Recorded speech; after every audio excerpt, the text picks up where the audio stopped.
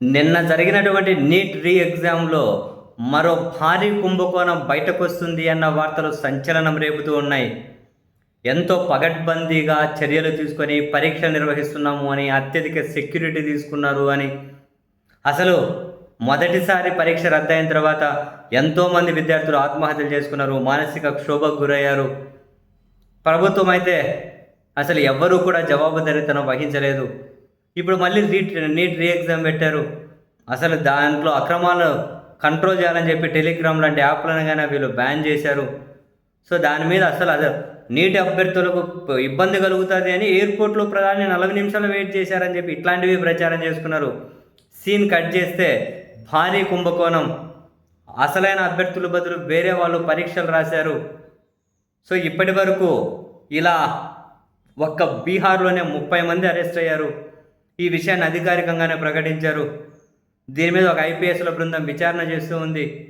అరెస్టులు ఇంకా పెరగవచ్చు అని చెప్పి వార్తలు వెలువడుతూ ఉన్నాయి. దీని వెనకాల చాలా పెద్ద నెట్వర్క్ ఉంది అని చెప్పి పోలీసులు అనుమానిస్తూ ఉన్నారట. ఒక్కసారిగా మళ్ళీ విద్యార్థులు వాళ్ళ తల్లిదండ్రులు ఉలిక్కి పడుతూ ఉన్నారు, ఈ పరిణామాలు ఎక్కడికి దారి తీస్తాయోనని.